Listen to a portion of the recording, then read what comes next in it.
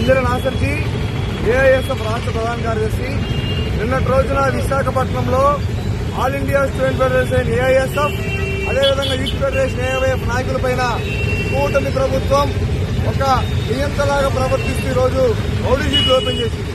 దాన్ని వ్యతిరేకిస్తూ దాన్ని ఖండిస్తూ ఆ రౌడీ షీట్లు వెనక్కి తీసుకొని డిమాండ్ చేస్తూ ఏఐఎస్ఎఫ్ ఏఐఎఫ్ ఆధ్వర్యంలో రాష్ట్ర వ్యాప్తంగా నిరసన వ్యక్తం చేస్తా ఉన్నాం.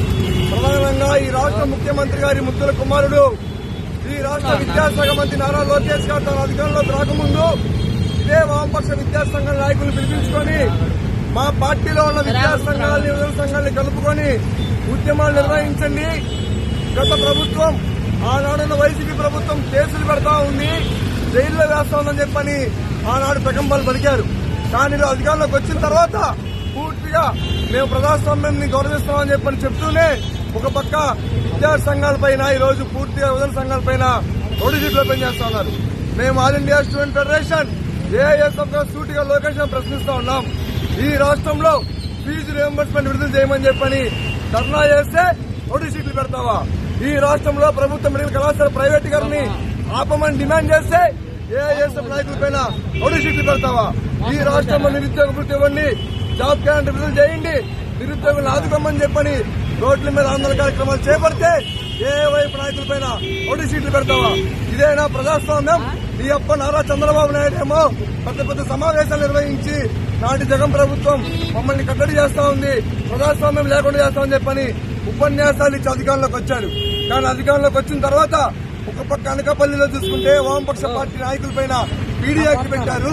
నిన్న చూసుకుంటే విశాఖపట్నంలో ఏఐఎస్ఎఫ్ ఏఐఎఫ్ నాయకులపైన రౌడీ షీట్ ఓపెన్ చేస్తున్నారు. మేము స్పష్టంగా చెప్తా ఉన్నాం, ఆ ఏఐఎస్ఎఫ్ నాయకుడు ఆంధ్ర యూనివర్సిటీలో పీజీ స్టూడెంట్, అతనేమి హంతకుడు కాదు, అతనేమి రౌడీ షీటర్ కాదు. నీకు నిజంగా తమ్ముడు నాయకుడు అయితే మిస్టర్ నారా లోకేష్ ఏఐఎస్ఎఫ్ గా తెలియజేస్తా ఉన్నాం. నీ అసెంబ్లీలో సాక్షాత్తు నీ అసెంబ్లీలో నీ కుటుంబంలో 100 మంది ఎమ్మెల్యేలకు పైగా క్రిమినల్ కేసులున్నాయి. వాళ్ళ మీద రౌడీ షీట్లు ఓపెన్ చేయి, వాళ్ళ మీద పీడీ యాక్ట్లు పెట్టు. అదేవిధంగా ఈ రాష్ట్రంలో రోజుగా అత్యాచారం జరుగుతూ ఉంది, అదేవిధంగా రాష్ట్రంలో కేజీల్లో గంజా జరుగుతూ ఉంది. వారి మీద రౌడీ షీట్లు ఓపెన్ చేయకుండా నీ ప్రభుత్వాన్ని వ్యతిరేకంగా ప్రశ్నిస్తే, నీ వైఫల్యం మీద ప్రశ్నిస్తే రౌడీ షీట్లు ఓపెన్ చేస్తావా? కాబట్టి కబడ్దార్ మిస్టర్ నారా లోకేష్ ఏఐఎస్ఎఫ్ గా తెలియజేస్తా ఉన్నాం, మేము ఎక్కడ వెనకడుగు లేసేది లేదు. నువ్వు రౌడీ షీట్లు ఓపెన్ చేసినా కూడా ఖచ్చితంగా విద్యార్థుల కోసం ఈ రాష్ట్రంలో పోరాడతాము. విద్యార్థి గొంతుగా ఏఐఎస్ఎఫ్ నిలుస్తాము. అదేవిధంగా పవన్ కళ్యాణ్ తెలియజేస్తా ఉన్నాం, ప్రశ్నిస్తా అని చెప్పని పార్టీ పెట్టి పవన్ కళ్యాణ్ గారు ఈ రోజు మీరు అధికారంలో భాగస్వామి అయిన తర్వాత మీ నోరు మోగపోయిందని చెప్పని ఏఐఎస్ఎఫ్ ప్రశ్నిస్తా ఉన్నాం.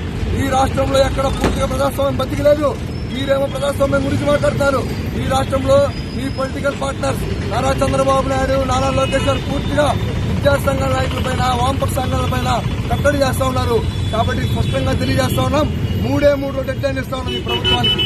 జనవరి 3వ తారీఖు లోపల ఏఐఎస్ఎఫ్ ఏఐఎఫ్ నాయకులపైన విశాఖపట్నంలో తెచ్చిన రౌడీ షీట్ ని వెనక్కి తీసుకోకపోతే మాత్రం రాష్ట్ర వ్యాప్తంగా పెద్ద ఎత్తున ఇతర విద్యార్థి సంఘాలని, విభజన సంఘాలని, ప్రజా సంఘాలని, పార్టీలు కలుపుకొని కూటమి ప్రభుత్వ కూసాన్ని కదిలిస్తామని చెప్పని హెచ్చరిస్తా ఉన్నాం.